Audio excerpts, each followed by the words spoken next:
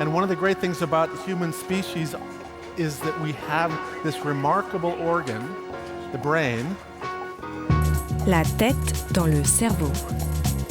Biologie, cervelle, synapses, neurosciences, physique. The human brain really is the most unique gift of our species. Avec Christophe Rodeau.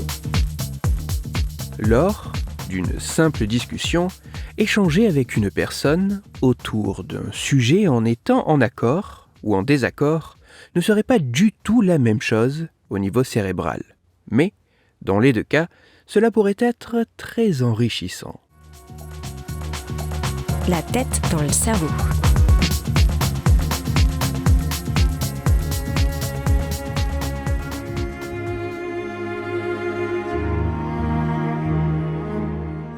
La parole, le langage, l'échange de mots occupent une partie non négligeable de notre vie. Mais discuter est bien plus que d'échanger de simples sons, car les mots peuvent véhiculer des concepts, des idées.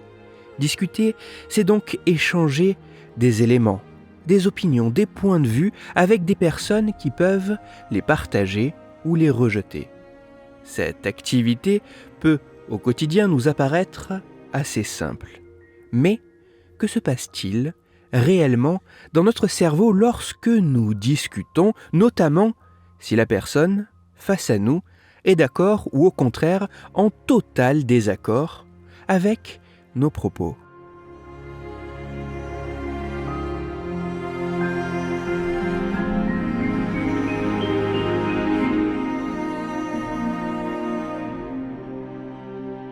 Afin d'étudier le fonctionnement cérébral lors d'une discussion, mais avec l'approche sociale que représente une conversation entre deux individus échangeant leur position sur un sujet, des chercheurs de l'université de Yale et de l'University College de Londres ont réellement fait discuter 38 volontaires, 2 à 2, sur des sujets tels que le mariage homosexuel est un droit civil, la marijuana devrait être légalisée, la peine de mort devrait être interdite ou les jeux vidéo sont une perte de temps.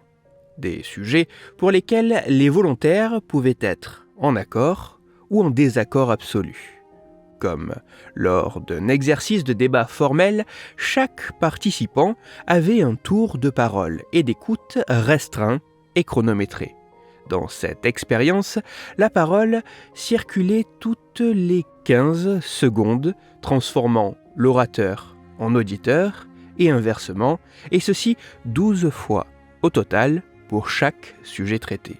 En tout, les duos de volontaires ont discuté de 4 sujets différents, dont 2 pour lesquels ils étaient d'accord et 2 où leurs visions s'opposaient.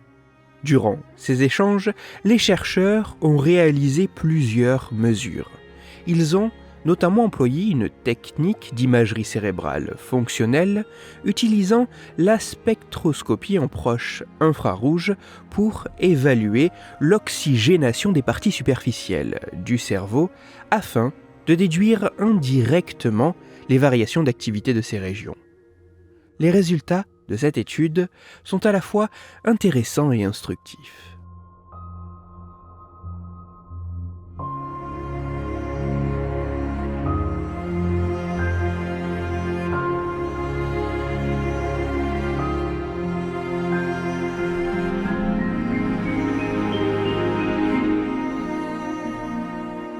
Même si en apparence, participer à des conversations autour de questions diverses peut paraître assez similaire, peu importe le propos. En réalité, si le sujet débattu a notre assentiment ou notre opposition au niveau cérébral, cela entraînerait des différences assez importantes. En comparant les deux situations, les résultats de cette expérience montrent que lors d'une conversation autour d'un sujet pour lequel les interlocuteurs sont d'accord, les activités cérébrales des deux participants tendent à se synchroniser et certaines régions spécifiques voient, en moyenne, leur activité augmenter. Ces régions jouent notamment un rôle dans l'attention portée aux éléments visuels et dans le traitement des informations sociales. Des activités qui pourraient représenter un traitement, un décryptage sensoriel plus fin du discours apporté par l'interlocuteur, que cela soit de ses mots, tout autant que des autres indices non langagiers.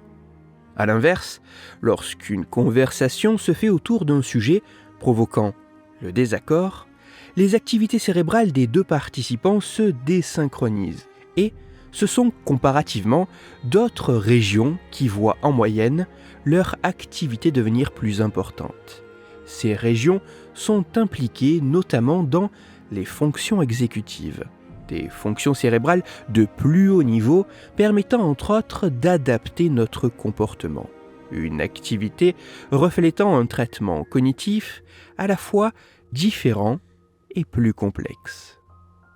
Alors même que l'activité semble comparable, échanger des propos selon ses opinions autour d'un sujet, notre activité cérébrale semble être bien différente si notre interlocuteur partage ou non notre position.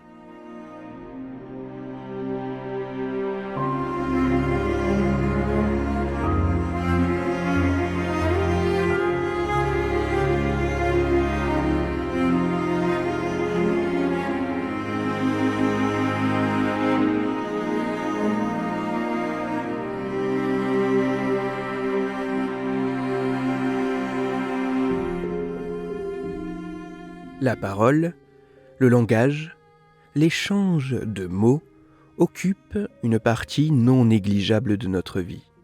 Mais discuter est bien plus que d'échanger de simples sons, car, lors d'une conversation, face à une action assez similaire consistant à échanger en fonction de nos idées autour d'un sujet, il semble apparaître que l'activité cérébrale puisse être bien spécifique lorsque cet échange se fait dans le même sens que celui effectué par notre interlocuteur, comparé à ce qu'il se passe si nos propos sont en opposition avec ceux donnés par la personne en face de nous.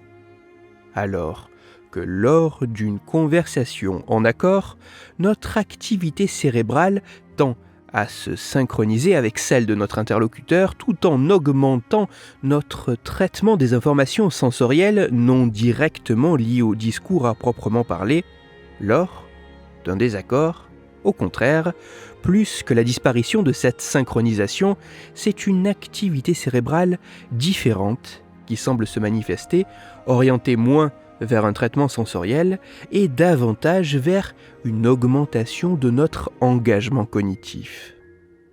Être en désaccord pourrait être tout aussi enrichissant que d'être d'accord du point de vue cérébral. Là où l'accord renforcerait nos interactions sociales via notre perception sensorielle, le désaccord favoriserait, lui, notre implication cognitive. Parler, échanger, confronter nos points de vue, cette activité qui au quotidien peut apparaître simple, semble en réalité recéler une profonde et complexe subtilité au niveau cérébral. Une subtilité que seule la richesse d'échanger à la fois avec des personnes partageant nos idées et d'autres les contrant pourrait arriver à révéler. Toutes les références scientifiques m'ayant servi à écrire cette chronique se trouveront sur mon site Cerveau en argot. Si ces travaux vous ont questionné, je vous invite à vous plonger dans le détail de cette étude en libre accès dont je n'ai fait qu'évoquer la richesse, la complexité et la profondeur. Ces travaux illustrent à merveille le fait qu'une région cérébrale n'est pas responsable à elle seule de l'ensemble d'une fonction telle que le langage dans toute sa diversité, mais qu'au contraire, cette fonction repose sur l'activité répartie et adaptative d'un réseau de structures cérébrales.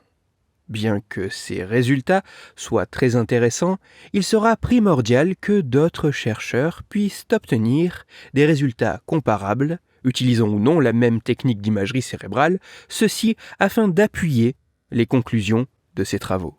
Ces nouvelles études permettront peut-être de mieux comprendre les mécanismes à l'œuvre, mais aussi si de tels résultats sont toujours observables dans des conditions plus proches de la réalité où les propos de chaque personne ne sont pas des joutes oratoires rythmées assez artificiellement toutes les 15 secondes. Afin d'approfondir la chronique d'aujourd'hui, je vous renvoie vers un article disponible gratuitement sur Internet. Cet article a pour titre « Être en désaccord mobilise beaucoup de ressources cognitives différentes ». Il est écrit par Anouk Thomas et il est à lire sur le site scienceetavenir.fr. Dans cette chronique, il a été question du pouvoir des mots sur nous. C'est pour cela que je vous renvoie à l'épisode numéro 122 de La tête dans le cerveau. Dans cet épisode, vous découvrirez ou redécouvrirez que plus que de simples sons, les mots véhiculent des idées et des concepts qui peuvent impacter le fonctionnement de notre cerveau et même plus globalement de notre organisme. Pour parler de sujets sur lesquels nous serons en accord ou en désaccord, ou plus sérieusement, afin de discuter science et cerveau, vous pouvez me retrouver sur Twitter, @Christophe_Rodo, R-O-D-O, sur la page Facebook de La tête dans le cerveau et sur mon blog Cerveau en argot. Si vous avez des questions ou des sujets dont vous voudriez que je parle, ou des retours à me partager, n'hésitez pas à me le faire savoir directement sur mon compte Twitter, sur la page Facebook ou par mail à l'adresse latettedanslecerveau@gmail.com. Toutes mes chroniques, y compris celles-ci, sont disponibles en réécoute sur mon podcast La tête dans le cerveau, à retrouver sur toutes les plateformes de podcast dont SoundCloud, Deezer, Spotify, Google Podcast, iTunes, Apple Podcast, mais aussi sur YouTube. Christophe Rodo. La tête dans le cerveau.